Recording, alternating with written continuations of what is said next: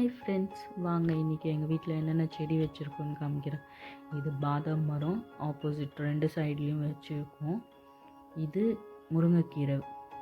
இது குட்டி குட்டியாக இப்போ தான் வளர்ந்துட்டு வருது. இது விதை மட்டும்தான் போட்டோம், இதான் ஸ்டார்ட் ஆகிருக்கு. இது இன்னும் கொஞ்சம் க்ரோ ஆனோடனே வேறு இடத்துல ஷிஃப்ட் பண்ணிவிடுவோம். இது வந்துட்டு கத்தாழை, இதுவும் சின்னதாக தான் வச்சோம். இதுவும் இப்போ கொஞ்சம் கொஞ்சம் க்ரோ ஆகிட்டு வருது. இது பச்சை மிளகா. என் ரீல்ஸில் பார்த்தீங்கன்னா குட்டியாக ஒரு விதை போட்டு வச்சேன், அதுலேருந்து முளைச்சது தான் அந்த பச்சை மிளகா இப்போ வச்சுருக்கோம். இது மருதாணி.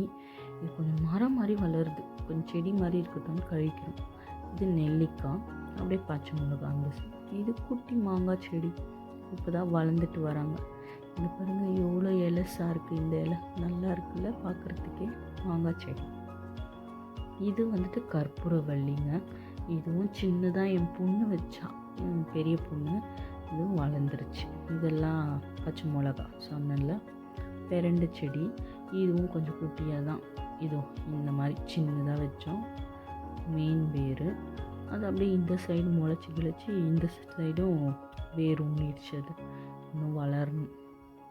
இந்த சைடுக்கு புதினா, அது எப்போ போட்டது, அது ஆட்டோமேட்டிக்காக வளருது.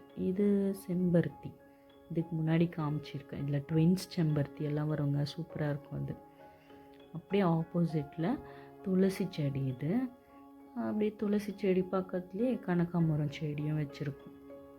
இந்த கனகாமரம் செடியும் நல்லா பூ கொடுக்குங்க. ஒரு 2-3 டேஸ்க்கு ஒன்ஸ் நான் பறிச்சிடுவேன். பறித்து என் குட்டி பொண்ணுக்கு தான் நிறைய வைக்கிறதுனாங்க. இதில் குட்டி குட்டியாக செடியும் முளைச்சிருக்கு பாருங்கள். இந்த மாதிரி இதுவும் கனகாமரம் செடி தான். இதில் நிறைய துளசி கூட இருக்கும், ஏன்னா துளசியும் அந்த வச்சுருக்கோம். குட்டி குட்டி துளசியும் அடிக்கடிக்கு முளைச்சிடும். எங்கள் வீட்டில் பெயிண்ட் அடித்தாங்க, அதனால இந்த செடிங்களுக்கெல்லாம் பெயிண்ட் எல்லாம் விழுந்துருச்சு. போக போக சரியாயிடும் நினைக்கிறேன். பாருங்கள், இந்த மாதிரி காஞ்ச விதையெல்லாம் அப்படியே நான் கிள்ளி அப்படியே அது கீழே போட்டுருவேன். அதனால தான் அந்த குட்டி குட்டியாக வருது. சின்ன சின்ன கனகாமரம் செடியும் வருது.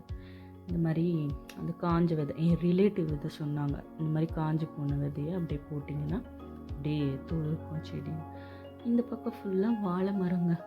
எல்லாம் வாழை வெட்ட வெட்ட வந்துகிட்டே இருப்பாங்க, இவங்க எல்லாம் வளர்ந்துட்டே இருப்பாங்க.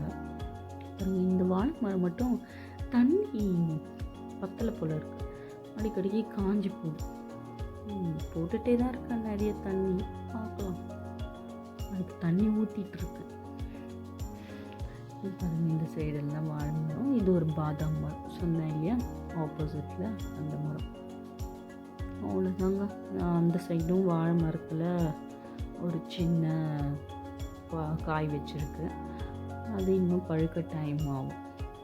இந்த பாருங்கள், இப்போது கழிச்சு விட்டுட்டோம் மருதாணி செடி.